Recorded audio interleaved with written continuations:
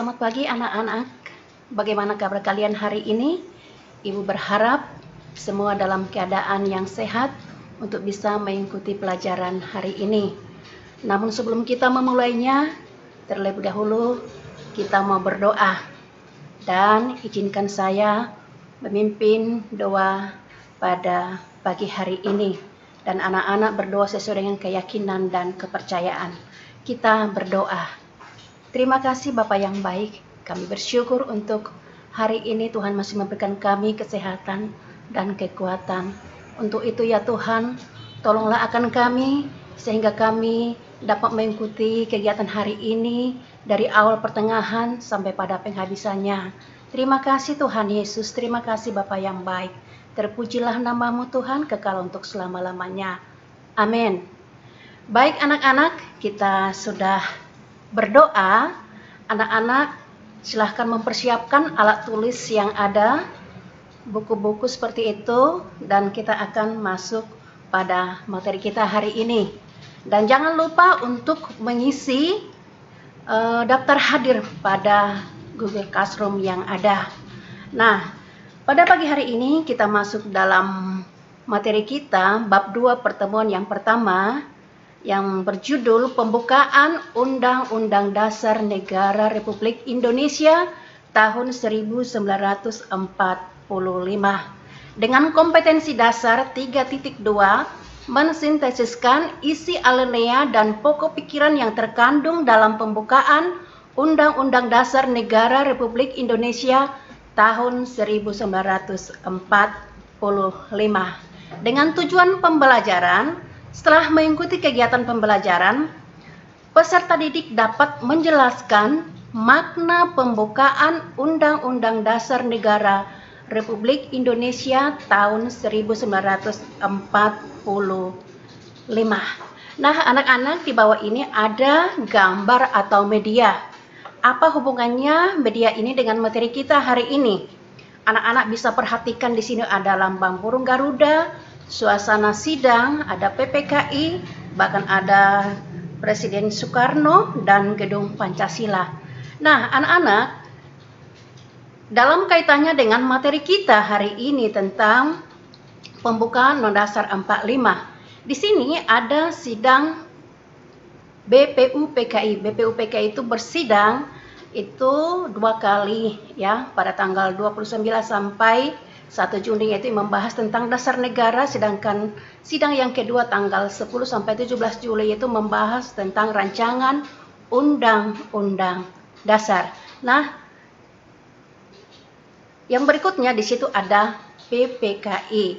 Nah, sehari setelah bangsa Indonesia memproklamasikan kemerdekaan, nah salah satu hasil sidang daripada PPKI itu sendiri yaitu mengesahkan Undang-Undang Dasar 1945. Nah, Undang-Undang Dasar yaitu hukum dasar tertulis di dalam hierarki tata urutan perundang-undangan.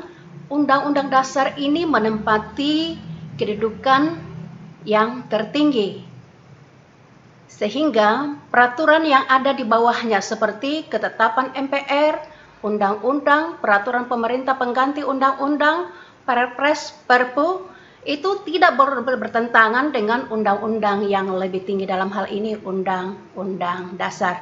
Nah, Undang-Undang Dasar itu sendiri dalam sistematika, baik sebelum dan sesudah amandemen. Kalau sebelum itu sistematikanya terdiri dari, pembukaan itu terdiri dari 4 alinea, sedangkan batang tubuh terdiri dari 16 bab, 37 pasal, 4 pasal aturan peralihan, dan 2 ayat aturan tambahan. Sesudah amandemen, yaitu pembukaan itu tetap tidak berubah, yaitu 4 alinea dan pasal-pasalnya terdiri dari 21 bab, 73 pasal, 3 pasal aturan peralihan, dan 2 ayat aturan tambahan. Baik, kita akan lanjut pada yang berikutnya. Ya, pembukaan Undang-Undang Dasar Negara Republik Indonesia ini terdapat 4 pokok pikiran, di mana pokok pikiran yang pertama yaitu persatuan, pokok pikiran yang kedua yaitu keadilan sosial, pokok pikiran yang ketiga kedaulatan rakyat, dan pokok pikiran yang keempat yaitu ketuhanan yang Maha Esa. Nah, baik anak-anak, kita akan lebih memahami materi kita tentang makna, ya, makna yang terdapat dalam pembukaan dasar 45 alinea pertama, kedua, ketiga, dan keempat. Ya, makna yang terdapat dalam alinea pertama di situ dikatakan terkandung suatu pengakuan hak kodrati dalam kalimat bahwa sesungguhnya kemerdekaan itu ialah hak segala bangsa. Hak kodrati yang dimaksudkan adalah hak yang diberikan oleh Tuhan Yang Maha Esa yang melekat pada setiap manusia. Oleh karena itu, setiap pelanggaran terhadap hak kemerdekaan itu tidak sesuai dengan pri kemanusiaan dan pri keadilan. Jadi, penjajahan harus dihapuskan agar semua bangsa dunia dapat menjalankan hak kemerdekaan yang merupakan hak asasi manusia. Itu makna alinea pertama. Makna yang kedua yaitu terkandung cita-cita bangsa Indonesia yang menunjukkan bahwa kemerdekaan tersebut bukan merupakan tujuan akhir, tetapi masih harus diisi dengan mewujudkan negara Indonesia yang merdeka, bersatu, berdaulat, adil, dan makmur. Makna pada alinea yang ketiga yaitu terdapat motivasi dan pernyataan spiritual serta pernyataan kemerdekaan bangsa Indonesia. Dengan demikian, bahwa kemerdekaan yang diraih oleh bangsa Indonesia tidak semata-mata hasil perjuangan bangsa, tetapi juga merupakan berkat rahmat Tuhan Yang Maha Esa. Nah, makna yang terdapat pada alinea yang keempat, yang merupakan kehendak pembentuk negara yang memuat dasar-dasar pokok negara sebagai berikut.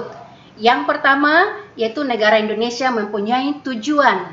Ya, di dalam alinea keempat itu ada 4 tujuan negara Indonesia, yaitu melindungi segenap bangsa Indonesia, memajukan kesejahteraan umum, mencerdaskan kehidupan bangsa, dan ikut melaksanakan ketertiban dunia. Itu merupakan tujuan nasional yang terdapat dalam alinea keempat.